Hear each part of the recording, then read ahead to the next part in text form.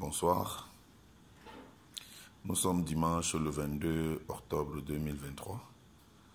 Je porte le maillot des Lions Indomptables, le maillot de 90. Voilà.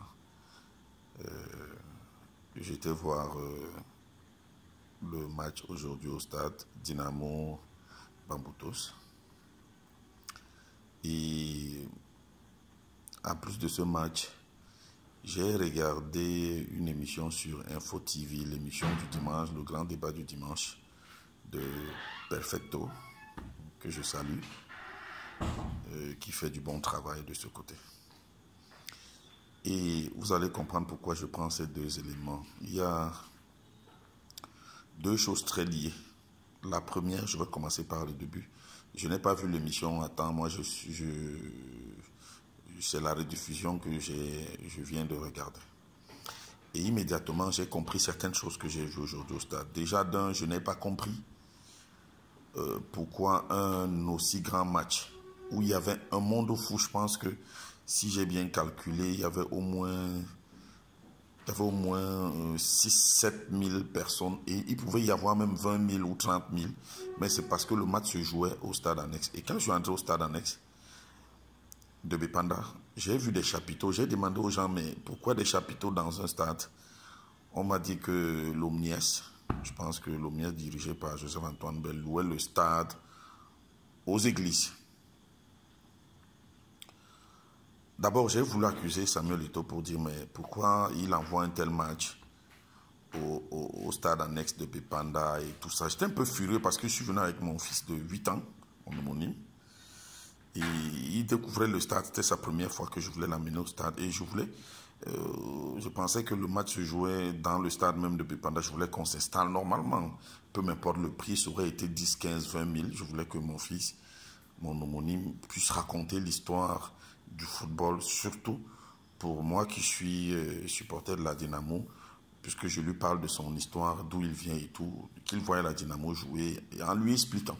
Mais qu'on soit bien assis et tout ça. J'ai été déjà pour entrer dans le stade annexe par l'entrée de face. C'est tout un calvaire parce que vous imaginez plus de, comme j'ai dit, plus de 6 000 8 000 personnes, je ne sais pas, mais il y avait un monde fou qui voulait entrer encore que le stade était en train le match était en train de commenter. Donc quand je suis entré, j'étais un peu furieux parce que il n'y avait même plus assez de place assise et puis il y avait un monde fou et on était tous agglutinés.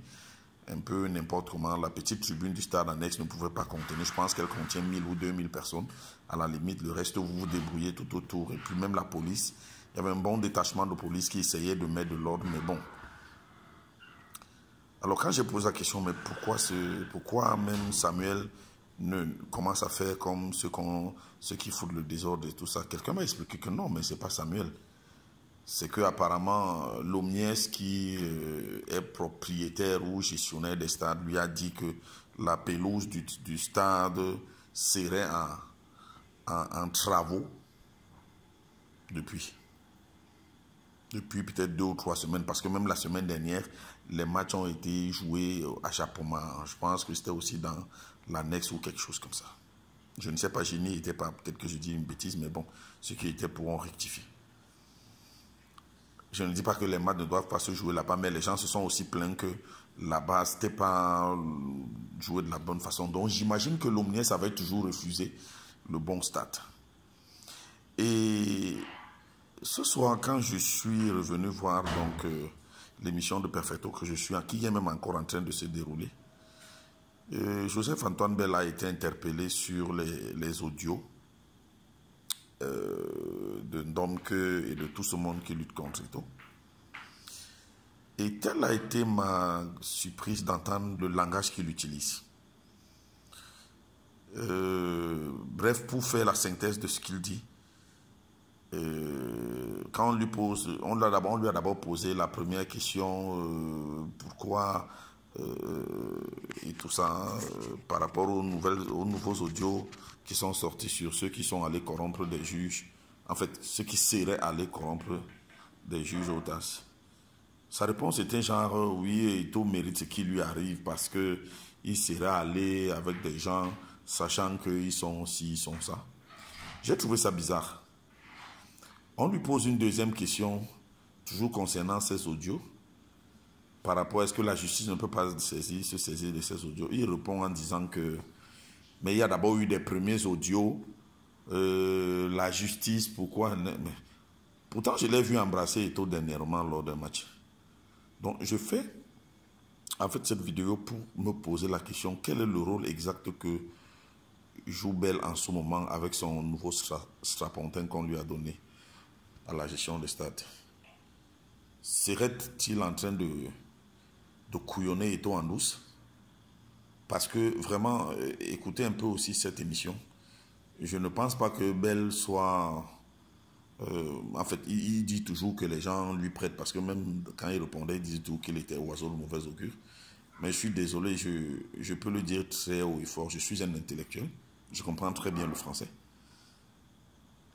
Ses réponses sont clairement contre Eto'o. Peut-être qu'il verra ma vidéo, peut-être que ceux qui le supportent verront ma vidéo, diront, mais je les envoie justement de regarder Libre Expression sur Info TV, d'écouter ses réponses et de voir ce que j'ai vu aujourd'hui au stade. Là, je parle de ce que j'ai vu, j'ai des photos, j'ai même fait des vidéos. C'est quoi le truc? Les pelouses sont en chantier dans les stades. Est-ce qu'on attend une compétition internationale où on va nous... où il faut que les stades soient, ou je ne sais pas quoi?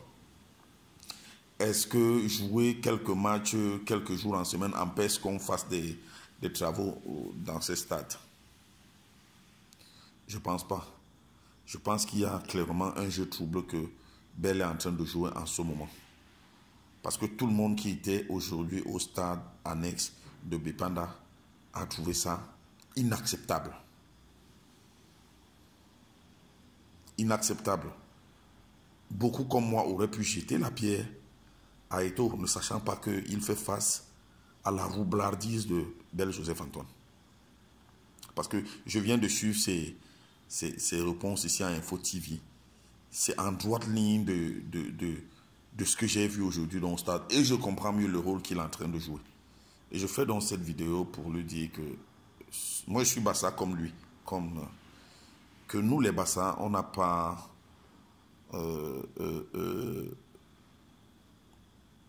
on le regarde. Je ne dis pas qu'il doit favoriser Eto'o. Mais l'impartialité, le monsieur propre qu'il a toujours voulu être, le monsieur droit qu'il a voulu être, ce n'est pas ce qu'on est en train de voir là. Il faut que je le lui dise. Moi, j'étais aujourd'hui au stade, je ne sais pas. Il peut un peu regarder. Voilà. Ce n'est pas... Et qu'il regarde un peu ces réponses qu'il a données. Je pense que ça ne va pas en droite ligne avec l'idée qu'il veut montrer de quelqu'un qui est droit, qui est impartial. Je pense que clairement, ses agissements et ses dires, en écoutant cette émission, montrent clairement qu'il n'aime pas la dynamique impulsée par Eto'o. Il n'aime pas du tout. Il va dire oui, il y avait eu des réunions, il était présent chez Mbargamboa ou je ne sais pas qui, il a embrassé Eto'o. Il peut le dire, il peut le faire, mais quand on voit ses comportements, ça montre autre chose. D'ailleurs, puisque je me rappelle, quand Mbappé était au Cameroun, il était bien content d'aller rencontrer Mbappé. Et moi, j'ai trouvé ça un peu enfantin. Je ne pense pas que lui, Joseph-Antoine Bell, c'est lui qui devrait aller vers Mbappé si Mbappé vient au Cameroun. S'il prétend vraiment être ce qu'il dit être. Je ne dis pas qu'il n'est pas... il a joué dans des grandes équipes en Europe, puis même en Afrique. Mais je dis, moi, à sa place, je n'irai pas vers Mbappé. J'attendrai que ce soit Mbappé qui vienne vers moi. Donc, à partir de là, beaucoup de questions se posent. Mais je profite aussi pour dire quelque chose, parce que toujours dans la même émission de Perfecto, de ce 22 octobre, ce dimanche 22 octobre, Elimbi Loba a dit quelque chose de très pertinent. Là, je vais parler des gens qui complotent contre Eto'o. Vous savez, ça ne sert à rien de penser que dans une organisation comme la FECAFOOT, comme c'est plein de malhonnêtes, de mythomanes, de gens qui sont médiocres et mauvais dans tous les sens. Ça ne veut pas dire que si quelqu'un doit venir redresser cette chose, il est complètement le complice de ce qu'il trouve là. Parce que j'ai regardé par exemple les interventions de Blériot Yemek et de ce que Bell aussi semblait dire. Si Eto'o est venu à la FECAFOOT et qu'il a pris la FECAFOOT, ça veut dire qu'il a comploté avec ces gens. Il n'a pas besoin de comploter avec ces gens parce que nous avons tous regardé cette élection à la télé, on l'a regardé en direct. Maintenant, les gens font des grosses théories derrière. Jusqu'à la minute où vous entrez dans la salle, il y avait des bagarres. Il y avait des gens qui voulaient venir voter, qui n'étaient pas votés. Je n'ai pas vu le président aider Eto'o à faire ça. C'est lui-même Eto'o qui s'est levé, qui a barré la route à tous ces gens. Maintenant, on veut faire comme si il allait partiser avec tous les faussaires et tout pour venir. Non. Mais pour venir à la FECAFOOT, tu viens à la FECAFOOT, tu trouves des gens qui sont là. Ça ne veut pas dire que si tu trouves des faussaires, c'est que tu es faussaire. Cette idée que Blériot Yemek, avec lui-même, il a avoué qu'il aime Joseph-Antoine Bell et qu'il le supporte. Il y a même un téléspectateur qui dans les correspondances, dans les messages que les téléspectateurs lui ont dit que M. Yemek cessait de supporter Blériot, Joseph-Antoine Bell et faire aller contre Eto'o. Je ne dis pas que les gens ne doivent pas aller contre Eto'o. Comprenez-moi bien. Mais je veux dire que les gens doivent aller contre Eto'o avec des arguments, avec des choses vraies. Pas avec des affabulations, pas avec des choses qui n'existent pas. C'est ça qui me révulse.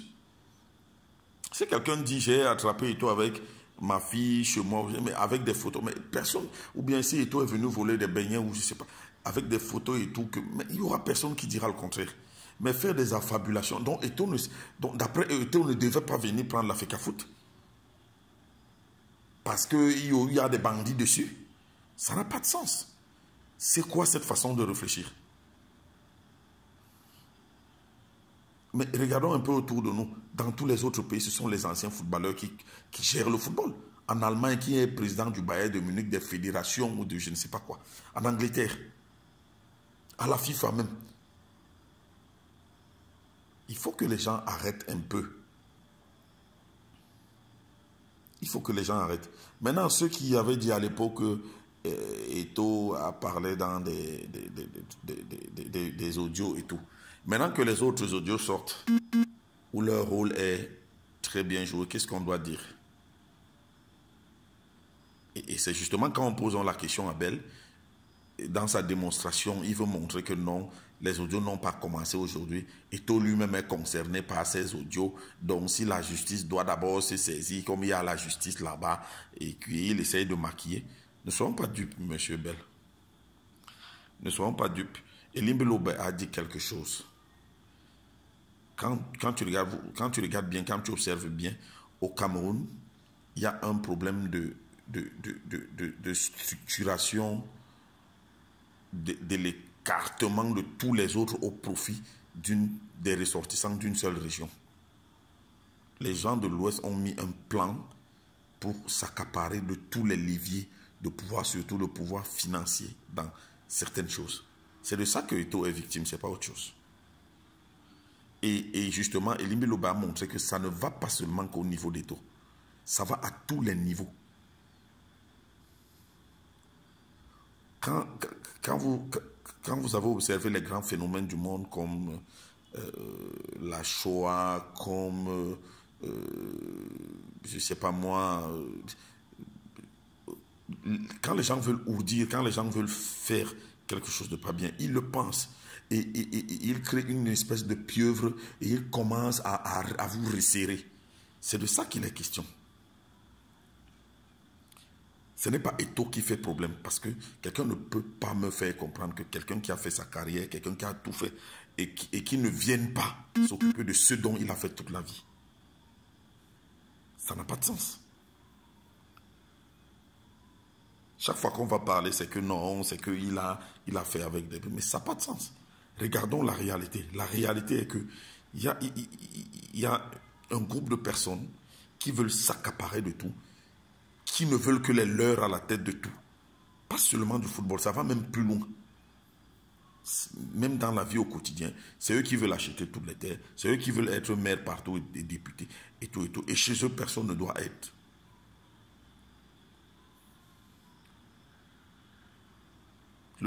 Et puis le dénoncer, ça ne veut pas dire qu'on est quelqu'un ou bien que c'est qu'on a été filou avec ces gens et puis machin, non.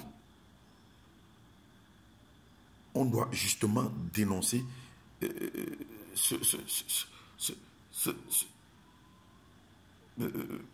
ce danger-là que des gens sont en train de mettre. Parce que après, quand ça va exploser sur tous les plans, ça peut avoir une déflagration qui va faire de chambouler tout le Cameroun, de détruire tout le Cameroun. On ne peut donc pas comprendre pourquoi quelqu'un comme Eto'o qui veut apporter de la lumière, qui soit combattu au prétexte que, comme il est venu trouver des gens pas clairs, ça veut dire qu'il lui aussi n'a pas d'abord été clair avant d'être là. Mais Eto'o n'a marché avec personne là. Il ne faut pas nous mentir. Il ne faut pas essayer de... On a regardé toute cette élection en direct. On savait ce qui se passait. Moi qui vous parle, je suis ici à la Cité. Je connais personnellement le président de la Ligue régionale du littoral qui s'appelle Mbekek. On est tout le temps au stade Marion. Là. On sait ce qui se passait avant d'aller à l'élection. Donc vraiment, j'ai fait cette vidéo pour que cette réalité du jeu que Bell est en train de jouer et cette réalité que les présidents d'une région ont ourdi une cabale contre Eto'o et tout ce qui est bien à la FECAFOOT soit connu et su et ne soit pas déformé de quelque façon que ce soit en disant que comme Eto'o est venu à la FECAFOOT, ça veut dire qu'il a comploté avec des filous qu'il a trouvés. C'est faux et archi faux. Je dirais à M. Bell de savoir que les gens l'observent. Ce n'est pas parce qu'il a eu son strapontin, si c'est pour que des stades soient en chantier pour empêcher à la FECAFOOT de dérouler tout ce qui fait l'adhésion du public maintenant, on saura aussi le lui dire. Ce jeu trouble qu'il joue contre Eto'o. Merci, bonne soirée.